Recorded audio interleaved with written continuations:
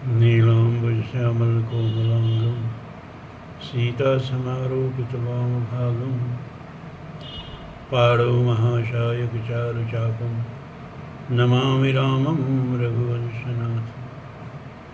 नारायणं नमस्कृत्यं नरं चैव नरोत्तमं देवीं सरस्वतीं व्यासं ततो जयमुदीरयेत्। ओम श्री परमात्मने नमः। धर्म प्राण सत्संग प्रेमी सज्जनों, महाभारत वन पर्व की कथा और वन पर्व में रामोपाख्यान की कथा। आज इस रामोपाख्यान को ख़त्म करेंगे। थोड़ा कम बेशी समय लगे तो लगे, क्योंकि आज के बाद कुछ दिन के लिए हम अवकाश ले रहे हैं। फिर हमारी आपकी भेंट 26 तारीख को होगी। 25 को वीडियो बनाएंगे तो 26 को आपके पास जाएगा। इस बीच मेरी भतीजी की शादी है, मेरे छोटे भाई की लड़की की, और आप ही लोगों के लिए देखिए आज मैं नहीं गया। कम से कम आज का वीडियो तो बना लें। कल जाऊंगा, कल ही तिलक और गोद भराई कल ही है, लेकिन कल जा रहा हूँ। लेकिन अब जाके फिर 22 को शादी है तो लौटने का सवाल ही नहीं है। और 2-3 दिन रिश्तेदार वगैरह आएंगे और घर से लगभग सटा ही है, तो दोनों घरों में रिश्तेदार लोग भर जाते हैं, तो परिस्थिति इस लायक नहीं रहेगी, एकांत नहीं मिलेगा। छोटा छोटा घर हम लोगों का, कि कहाँ बैठ के हम वीडियो बनाएंगे। अगर बना सका तो भेज भी देंगे, लेकिन हमें लग नहीं रहा है, क्योंकि ग्रंथ तो इतना मोटे मोटे लाद के लिए नहीं जाएंगे। और 25 को हम आएंगे, और चाहे जितना देर से बेर आएँ, 25 को वीडियो बनाएंगे। 26 से फिर सेवा लगातार आप लोगों की शुरू करेंगे। तो ये 2-4-10 दिन के लिए कई दिन का एब्सेंटी हो रही है।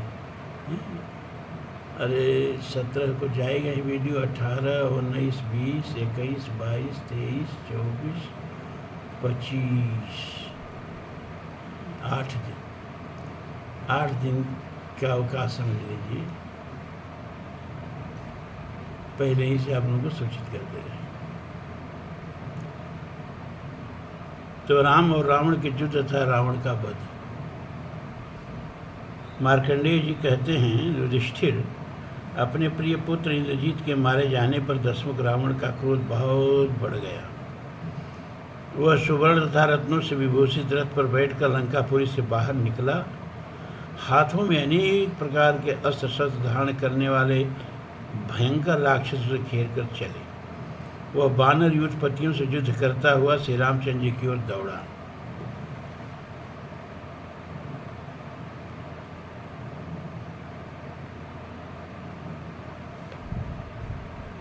उसे क्रोधपूर्वक आक्रमण करते देखकर महेंद्र, नल, नील, अंगद, हनुमान और जामवन ने सेना सहित आगे बढ़कर उसे चारों ओर से घेर लिया। उन ऋक्ष और वानर सेनापतियों ने दशानन के देखते देखते वृक्षों की मार से उसकी सेना का संहार आरंभ कर दिया। अपनी सेना को शत्रुओं द्वारा मारी जाती देख मायावी राक्षस राज रावण ने माया प्रकट की। उसके शरीर से सैकड़ों और हजारों राक्षस प्रकट होकर हाथों में बाण, शक्ति तथा रिष्टि आदि आयुध लिए दिखाई देने लगे। श्री रामचंद्र जी ने अपने दिव्य अस्त्र के द्वारा उन सब राक्षसों को नष्ट कर दिया। तब राक्षस ने पुनः माया की सृष्टि की। भारत, युधिष्ठिर को संबोधित करते हुए मार्कंडेय जी भरत के संतान, इसलिए भारत। दशानन ने श्री राम और लक्ष्मण के भी बहुत से रूप धारण करके श्री राम और लक्ष्मण पर धावा बोल दिया। हजारों राम हजारों लक्ष्मण का रूप बना लिया। अब का बांदर लोग क्या करें। तदनंतर वे राक्षस हाथों में धनुष बाण लिए श्री राम और लक्ष्मण को पीड़ा देते हुए उन पर टूट पड़े। राक्षस राज रावण की उस माया को देखकर इक्ष्वाकु कुल का आनंद बढ़ाने वाले सुमित्रा कुमार लक्ष्मण को तनिक भी घबराहट नहीं हुई।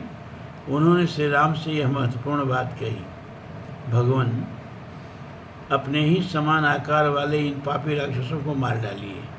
तब श्री राम ने रावण की माया से निर्मित अपने ही समान रूप धारण करने वाले उन सबको तथा अन्य राक्षसों को भी मार डाला। इसी समय इंद्र का सारथी मातल्य हरे रंग के घोड़े से जुते हुए सूर्य के समान तेजस्वी रथ के साथ उस रणभूमि में श्री रामचंद्र जी के समीप आ पहुंचा।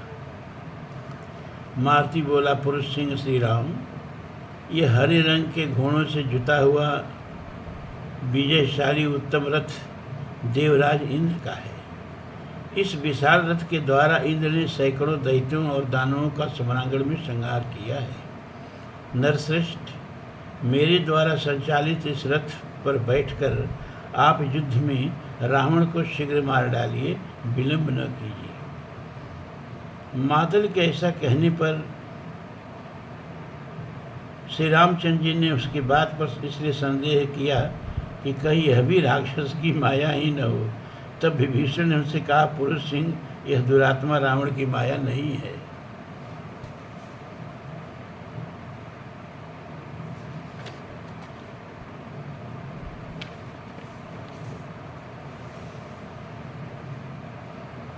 महायुते, आप शीघ्र इंद्र के रथ पर आरूढ़ होइए। तब श्री रामचंद्र जी ने प्रसन्नतापूर्वक विभीषण से कहा, ठीक है। यूँ कहकर उन्होंने रथ पर आरूढ़ होकर बड़े रोष के साथ दशमुख रावण पर आक्रमण किया। रावण पर श्री राम की चढ़ाई होते ही समस्त प्राणी हाहाकार कर उठे। देवलोक में नगारे बज उठे और जोर जोर से सिंहनाद होने लगा। दशकंधर रावण तथा राजकुमार श्री राम में उस समय महान युद्ध छिड़ गया।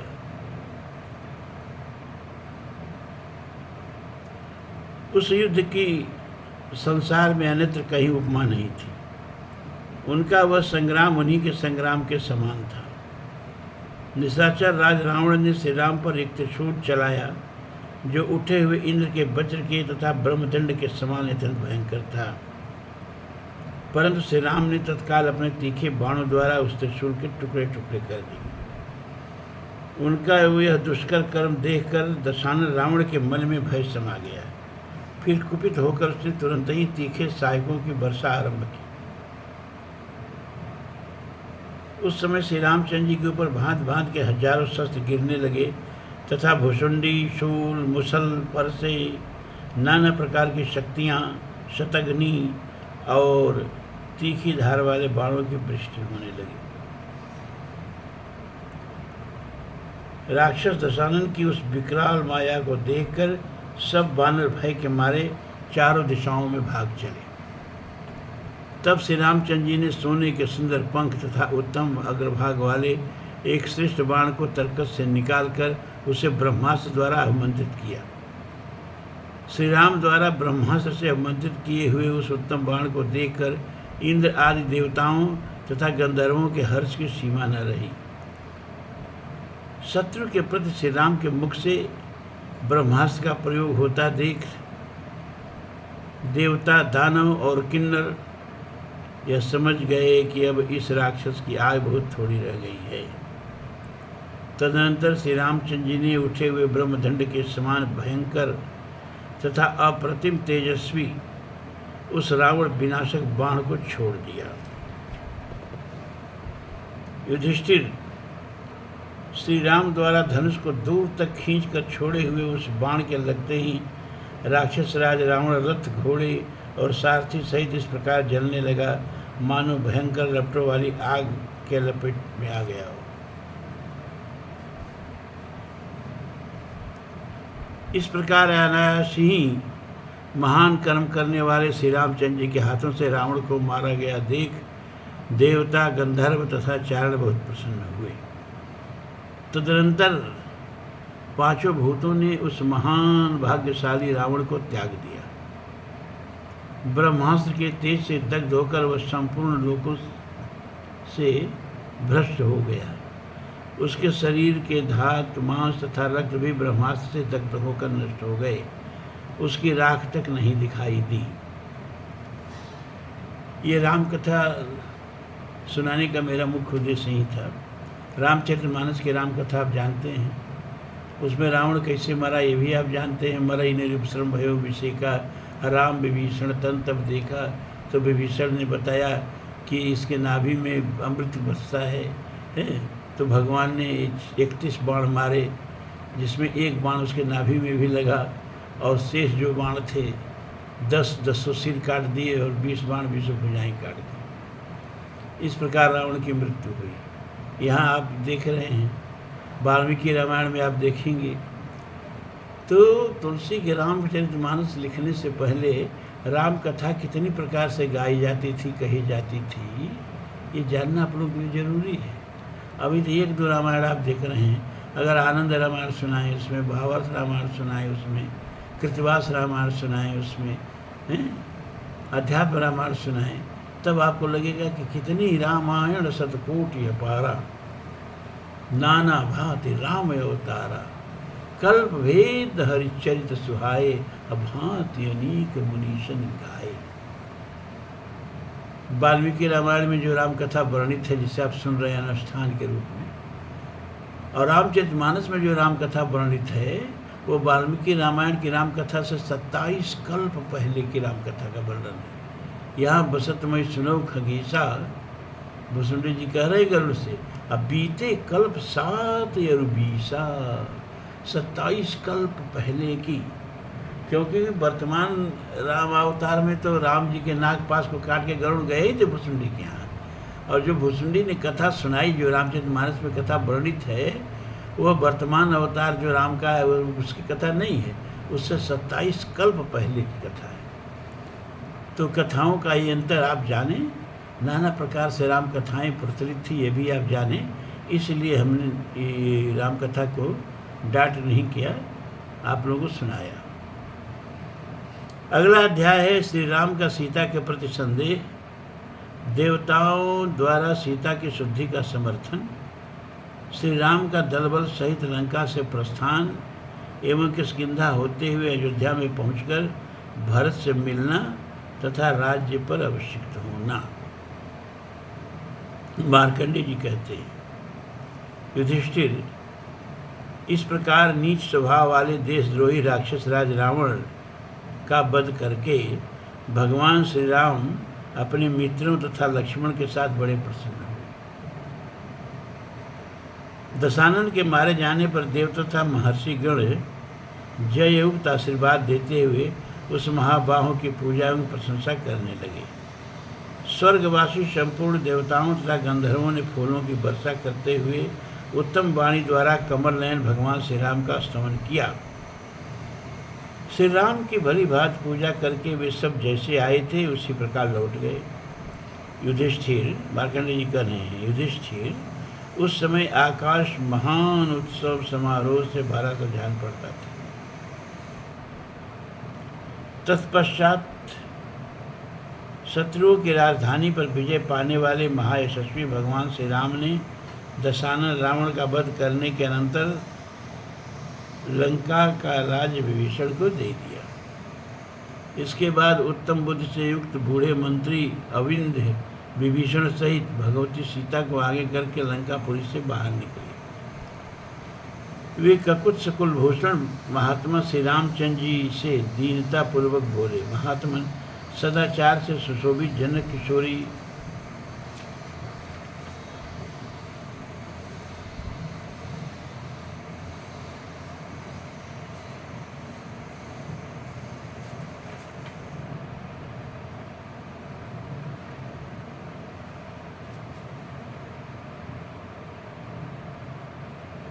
यह सुनकर इक्ष्वाक नंदन भगवान श्री राम ने उस उत्तम रथ से उतरकर सीता को देखा। उसके मुख पर आंसुओं की धारा बह रही थी। शिविका में बैठी हुई सर्वांग सुंदरी सीता शोक से दुबली हो गई थी। उनके समस्त अंगों में मैल जम गई थी। सिर के बाल आपस में चिपक कर जटा के रूप में परिणित हो गए थे और उनका वस्त्र काला पड़ गया था। श्री रामचंद्र जी के मन में यह संदेह हुआ कि संभव है सीता पर पुरुष के स्पर्श से अपवित्र हो गई हो। अतः उन्होंने विदेह नंदिनी सीता से स्पष्ट वचनों द्वारा कहा, क्षमा करें, विदेह कुमारी, मैंने तुम्हें रावण के कैद से छुड़ा दिया, अब तुम जाओ, मेरा जो कर्तव्य था मैंने उसे पूरा कर दिया। भद्रे, मुझ जैसे पति को पाकर तुम्हें वृद्धावस्था तक किसी राक्षस के घर में न रहना पड़े, यही सोचकर मैंने उस निशाचर का वध किया है। धर्म के सिद्धांत को जानने वाला मेरे जैसा कोई भी पुरुष दूसरे के हाथ में पड़ी हुई नारी को मूर्त भर के लिए भी कैसे ग्रहण कर सकता है। मिथिलेश नंदन, तुम्हारा आचार विचार शुद्ध रह गया हो अथवा अशुद्ध, अब मैं तुम्हें अपने उपयोग में नहीं ला सकता। ठीक उसी तरह जैसे कुत्ते के चाटे हुए हविष्य को कोई भी ग्रहण नहीं करता। सहसा यह कठोर वचन सुनकर देवी सीता व्यथित हो कटे हुए केले के वृक्ष की भांति सहसा पृथ्वी पर गिर पड़ी। जैसे श्वास लेने से दर्पण में पड़ा हुआ मुख का प्रतिबिंब मलिन हो जाता है, उसी प्रकार सीता के मुख पर उस समय जो हर्ष जनित कांति छा रही थी वह एक ही क्षण में फिर विलीन हो गई। श्री रामचंद्र जी का यह कथन सुनकर समस्त वानर तथा लक्ष्मण सबके सब मरे हुए के समान निश्चेष्ट हो गए।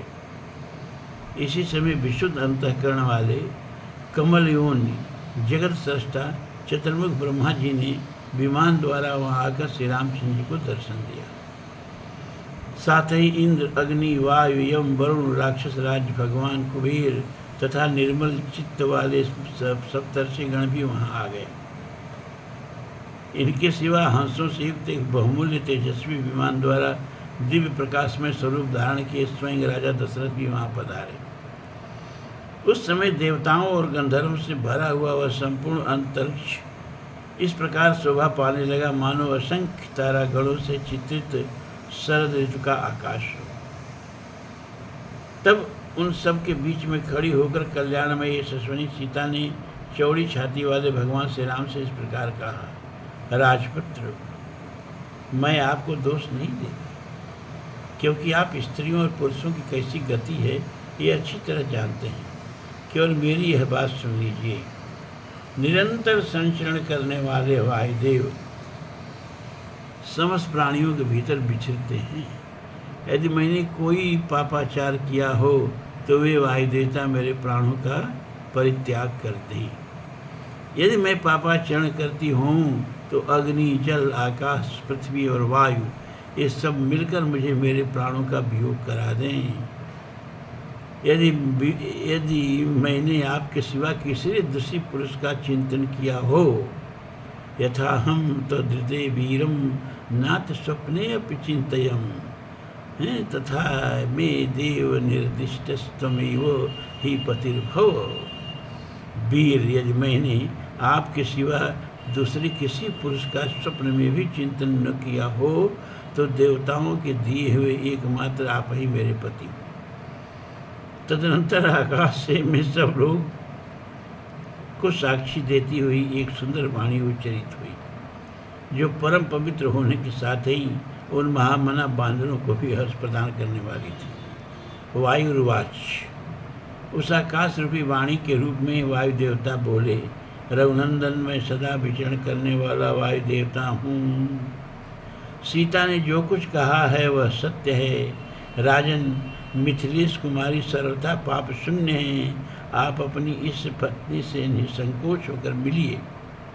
अग्निर्वाच, अग्निदेव ने कहा, रघुनंदन, मैं समस्त प्राणियों के शरीर में रहने वाला अग्नि, मुझे मालूम है कि मिथिलेश कुमारी के द्वारा कभी सूक्ष्म से भी सूक्ष्म अपराध नहीं हुआ है। वरुण उवाच, वरुण देव ने कहा, श्री राम, समस्त प्राणियों के शरीरों में जो जल तत्व है वह मुझसे ही उत्पन्न हुआ है। अतः मैं तुमसे कहता हूँ, मिथिलेश कुमारी निष्पाप हैं, इसे ग्रहण करो। ब्रह्मोवाच, तत्पश्चात ब्रह्मा जी बोले, वत्स, तुम राजर्षि के धर्म पर चलने वाले हो, अतः तुम में ऐसा सद्विचार होना आश्चर्य की बात नहीं है। साधु सदाचारी से राम, तुम मेरी यह बात सुनो। वीरवर, यह रावण देवता, गंधर्व, नाग, यक्ष, दानव तथा महर्षियों का भी शत्रु था। इसे तुमने मार गिराया है। पूर्व काल में मेरे ही प्रसाद से यह समस्त प्राणियों के लिए अवैध हो गया था। किसी कारणवश ही कुछ काल तक इस पापी की उपेक्षा की गई थी। दुरात्मा रावण ने अपने वध के लिए ही सीता का अपहरण किया था। नलकूबर के शाप द्वारा मैंने सीता की रक्षा का प्रबंध कर दिया था। पूर्व काल में रावण को यह शाप दिया गया था कि यदि यह उसे न चाहने वाली किसी पराई स्त्री का बलपूर्वक सेवन करेगा तो उसके मस्तक के सैकड़ों टुकड़े हो जाएंगे। अतः महातेजस्वी श्री राम, तुम्हें सीता के विषय में कोई शंका नहीं करनी चाहिए। इसे ग्रहण करो। देवताओं के समान तेजस्वी वीर, तुमने रावण को मारकर देवताओं का महान कार्य सिद्ध किया। अब दशरथ जी बोले, वत्स, मैं तुम्हारा पिता दशरथ हूँ, तुम पर बहुत प्रसन्न हूँ, तुम्हारा कल्याण हो। पुरुषोत्तम, मैं तुम्हें आज्ञा देता हूँ कि अब तुम अयोध्या का राज्य करो।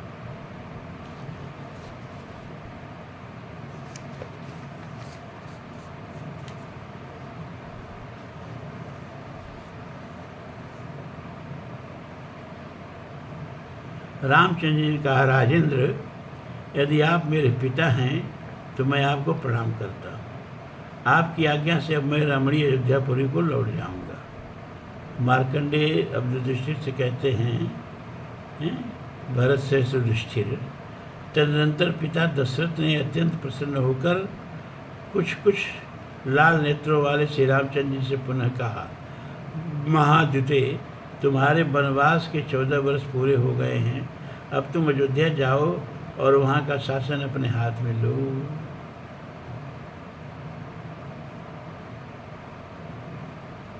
तत्पश्चात श्री रामचंद्र जी ने देवताओं को नमस्कार किया और सुहृदों से अभिनंदित हो अपनी पत्नी सीता जी से मिले, मानो इंद्र का सची से मिलन हुआ।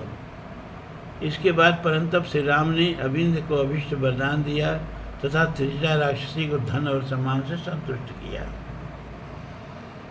यह सब हो जाने पर इंद्र आदि देवताओं सहित ब्रह्मा ने भगवान राम से कहा, कौशल्यानंदन, कहो आज मैं तुम्हें कौन कौन से अभिष्ट वर प्रदान करूं।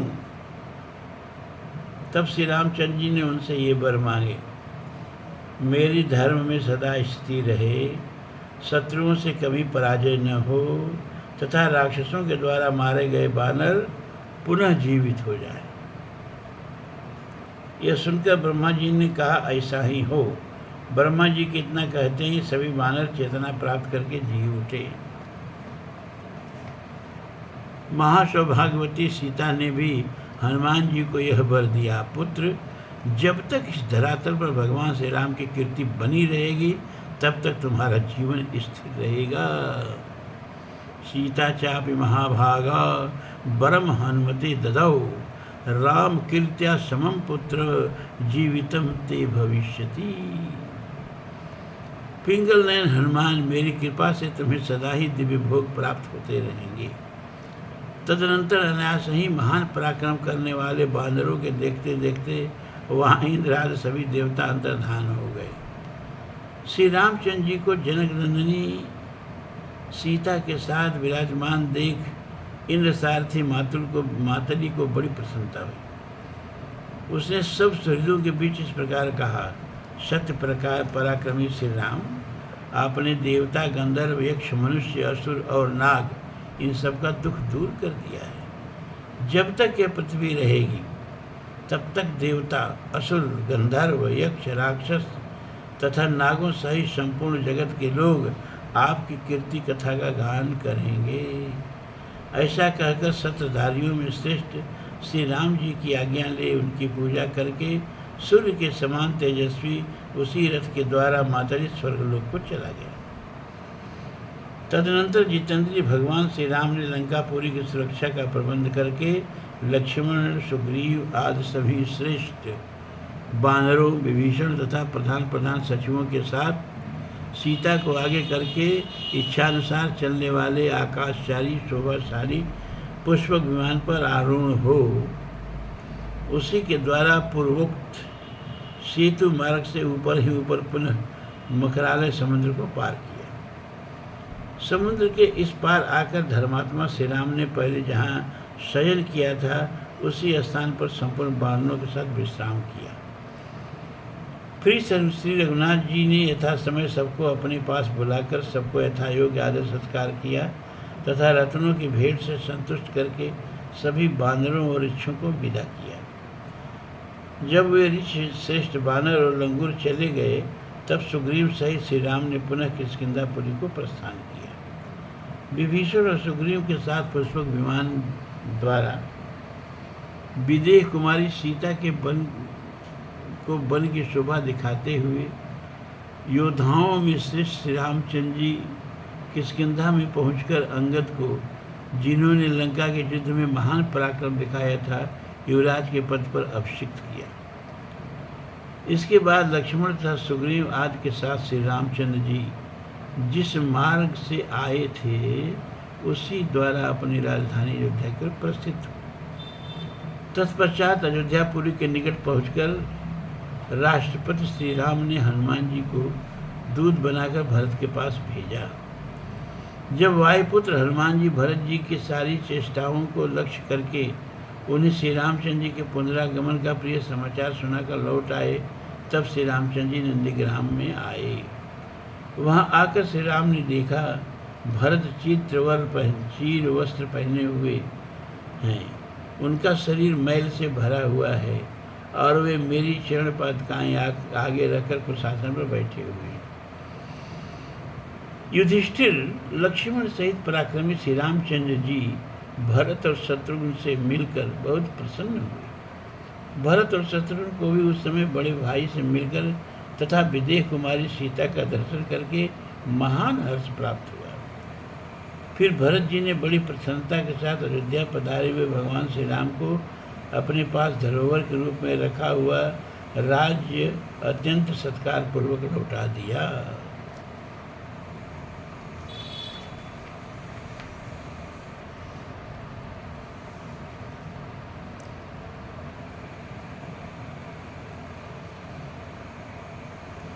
तत्पश्चात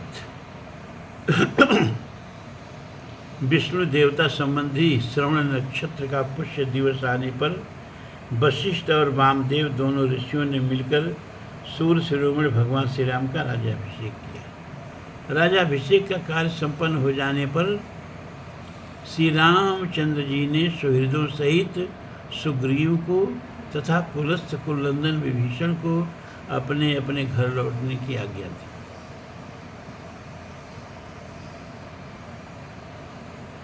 श्री राम ने भांत भांत के भोग अर्पित करके उन दोनों का सत्कार किया। इससे वे बड़े प्रसन्न और आनंद मग्न हो गए। तदनंतर उन दोनों को कर्तव्य की शिक्षा देकर रघुनाथ जी ने उन्हें बड़े दुख से विदा किया। इसके बाद उस पुष्पक विमान की पूजा करके रघुनंदन श्री राम ने उसे कुबेर को प्रेम पूर्वक लौटा दिया। तदनंतर देवर्षियों सहित गोमती नदी के तट पर जाकर श्री रघुनाथ जी ने 10 अश्वमेध यज्ञ किए, जो स्तुति के योग्य थे और जिनमें अन्न आदि की इच्छा से आने वाले याचकों के लिए कभी द्वार बंद नहीं होता था।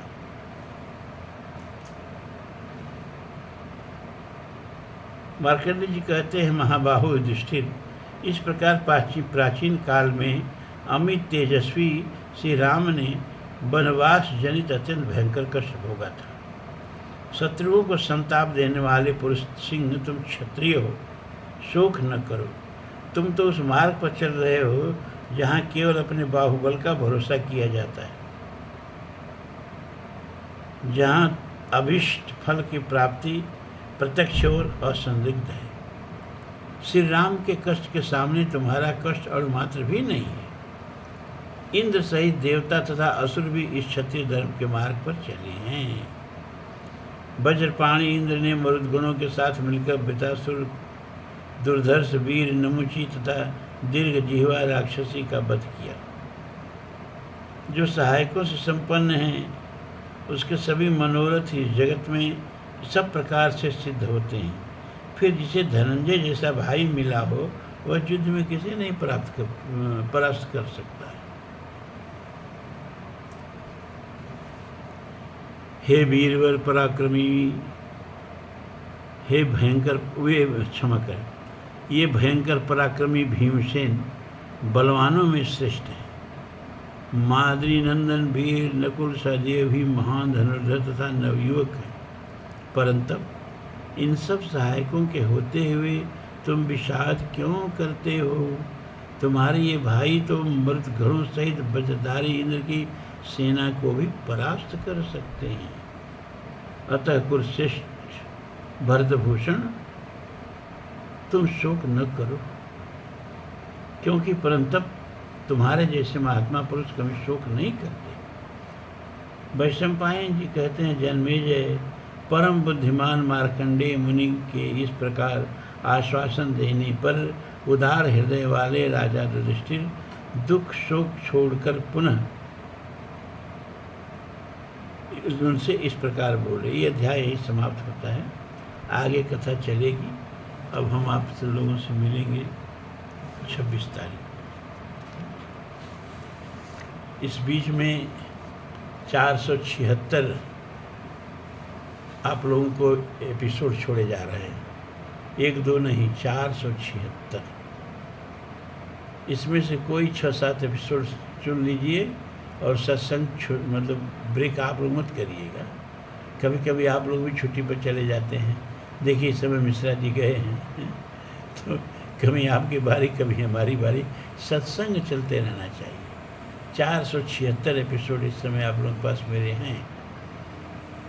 और फिर हम आते हैं तो यह तो संकल्प हम लोगों का अंतिम सांस तक के लिए है ना। अब आज इतना ही। ओम पूर्णमदः पूर्णमिदं पूर्णात् पूर्णमुदच्यते पूर्णस्य पूर्णमादाय पूर्णमेवावशिष्यते।